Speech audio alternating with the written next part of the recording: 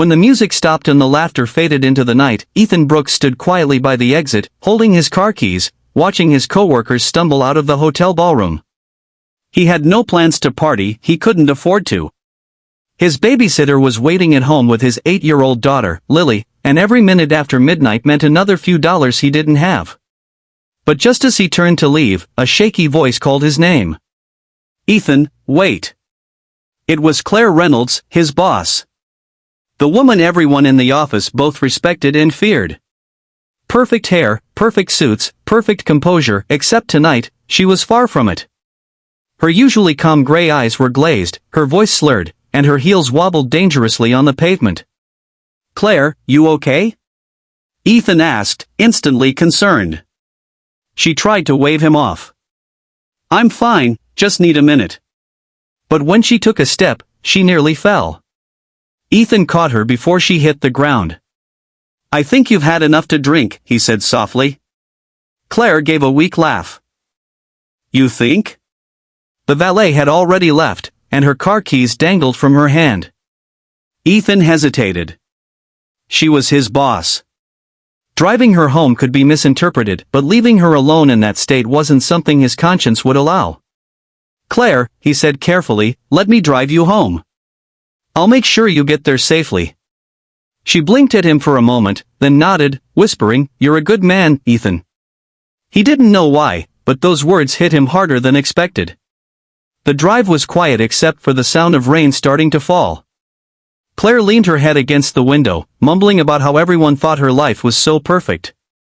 Ethan didn't reply. He knew better than to interrupt someone carrying that kind of weight. When they reached her house, a mansion on the edge of the city, Ethan helped her inside. The lights flickered on, revealing a large but lonely home. She looked around as if seeing it for the first time. "I work so much, I forget what this place looks like," she whispered. Then, before stumbling up the stairs, she turned back to him. "You're a good father, Ethan. Don't ever lose that." He froze. "How do you know that?" She smiled faintly. "Lily's drawing's on your desk. You always keep one there. I notice things, even when people think I don't." The next morning, Ethan woke up early as usual. He'd gotten home past 2 a.m. and only managed a couple of hours of sleep before Lily climbed into bed beside him. "Daddy, you came home late again," she murmured. He kissed her forehead. "Yeah, sweetheart. Had to help someone last night." When he arrived at work later that morning, he braced himself for trouble. Surely Claire wouldn't remember much, but what if she did? What if she thought he'd overstepped?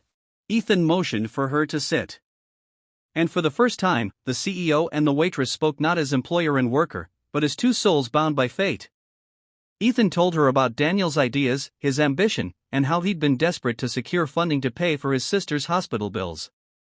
Lily cried quietly, realizing her brother had been working for her till the end. But then Ethan added, "There's more." A week after he vanished, his car was found near the river. No one ever found him. The words hit her like a blade. Her brother was gone, or so it seemed. Weeks passed. Ethan couldn't shake off the encounter. Something about Daniel's disappearance didn't feel right. He used his resources to reopen the case privately, while Lily kept working, unaware that the man she'd served coffee to every morning was now fighting to uncover the truth for her. One cold evening, Ethan called Lily to his office. She came nervously, wiping her hands on her apron. When she entered, she saw a folder on his desk and her brother's photo on top. Ethan smiled softly. "Lily. I found him." Her heart nearly stopped. "WH what?" "He's alive. Daniel was injured and lost his memory. He's been living in a rehabilitation center under a different name. He was found in a remote town months ago." Lily broke down sobbing, her hands shaking uncontrollably. "Oh my God, my brother, he's alive?" Ethan nodded, emotion thick in his voice. "Yes. He's been waiting, he just didn't know for who." Days later, when Lily finally met Daniel again, the moment was overwhelming. He looked thinner, older, but the moment their eyes met, something inside him clicked. He whispered her name, Lily. And she fell into his arms, crying uncontrollably. Ethan stood silently a few feet away, tears glistening in his own eyes. For the first time in years, his heart felt light not as a CEO, but as a father and a human being who had witnessed the miracle of family and love. After Daniel recovered, Ethan offered him a position in his company. "Your ideas deserve to shine," he said. "And your sister deserves the world." Lily continued working, but not as a waitress anymore. Ethan helped her study business, and soon she was managing one of his company's departments. One evening, as the sun set over the skyline, Lily turned to Ethan and said softly, "Sir, you changed our lives. I don't know how to thank you." Ethan smiled, looking out at the horizon. "You already did, Lily. You reminded me that some things are worth more than money, like family, loyalty, and hope." And as the city lights flickered below, 3 broken lives stood together, healed by fate, by kindness, and by the unspoken belief that no one is ever truly lost.